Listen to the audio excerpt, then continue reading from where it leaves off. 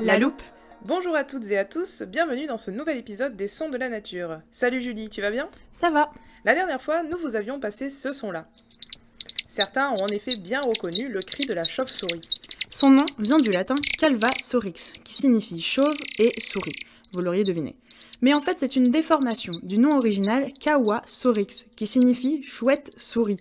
Cet animal est aussi appelé chiroptère, qui signifie main ailée en grec. Et c'est le seul mammifère capable de voler. Elles sont très présentes sur l'ensemble de la planète, excepté au niveau des régions polaires. L'ordre des chiroptères est divisé en deux sous-ordres. Les mégachiroptères, qui ont de grands yeux et de petites oreilles, et les microchiroptères, qui ont des petits yeux et de grandes oreilles. Mais tu as oublié la famille des Wayne, avec leur son si particulier. Oui, évidemment. Mais nous resterons sur les deux premiers sous-ordres pour cette chronique.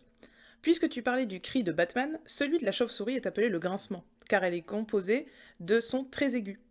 Elles peuvent aussi émettre des ultrasons qui ne sont pas audibles par l'homme. Ces ultrasons leur servent à communiquer entre elles et à se repérer dans l'environnement. Et oui, la chauve-souris est un animal nocturne, elle doit pouvoir se déplacer dans le noir. Elles utilisent donc l'écholocalisation, une sorte de sonar comme les baleines. Elles émettent les ultrasons et perçoivent ensuite l'écho créé lorsque les ondes rencontrent un obstacle. Ce système leur permet donc de repérer les proies volantes comme les mouches, les moustiques ou des papillons de nuit. Elles peuvent aussi l'utiliser pour se déplacer en fonction de la qualité de l'écho, de l'oreille qui perçoit le son et de la fréquence des ondes. Elles vont se créer une carte mentale de leur environnement. De plus, les chauves-souris ont une ouïe particulièrement développée, ce qui les aide à percevoir le moindre bruit.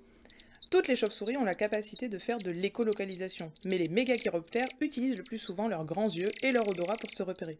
En revanche, les microchiroptères, avec leurs grandes oreilles, utilisent majoritairement l'écholocalisation. Mais alors, comment ça fonctionne pour la chasse ?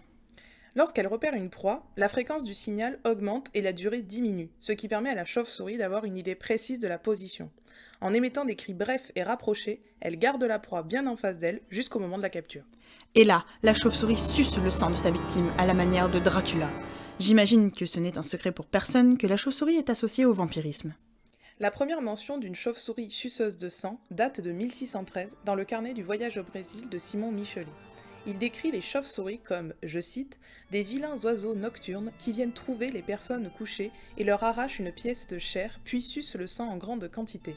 Satan ne pouvait mieux choisir pour représenter son naturel et sa cruauté. » En 1725, le personnage du vampire fait son apparition dans les légendes d'Arnold Paul et de Peter Plogojowicz, et en 1761, Buffon reprend ces termes pour décrire les chauves-souris d'Amérique du Sud qui sucent le sang de leur proie. C'est donc un rapprochement entre le personnage du vampire et les chauves-souris, mais en fait, elles ne sucent pas vraiment le sang des humains. Il s'agit en fait des chauves-souris de la famille des Desmodontinae, aussi appelées communément vampires, tout simplement. Elles vivent principalement au Mexique, Chili, Brésil et Argentine. Elles sont hématophages, ça veut dire qu'elles se nourrissent de sang, mais pas celui des humains. Enfin, ça peut arriver, mais c'est extrêmement rare, par exemple en cas de perte de leur habitat ou en l'absence de leur proie. De manière générale, ces espèces de chauves-souris se nourrissent de mammifères ou d'oiseaux endormis. Mais à cause de leur prétendu lien avec Satan, les chauves-souris ont longtemps été persécutées. Elles étaient clouées sur les portes des granges pour repousser le mauvais sort. Ah bah c'est un peu comme la chouette effraie malheureusement. C'est sur cette triste anecdote que se termine cet épisode, en espérant qu'il vous aura permis de mieux connaître les amis de Batman. Nous vous donnons rendez-vous dans une semaine pour le prochain épisode. En attendant, n'hésitez pas à nous suivre sur les réseaux, Instagram, Facebook et Twitter pour ne rien rater. Et avant de se quitter, on se laisse sur le son du prochain épisode. Bye.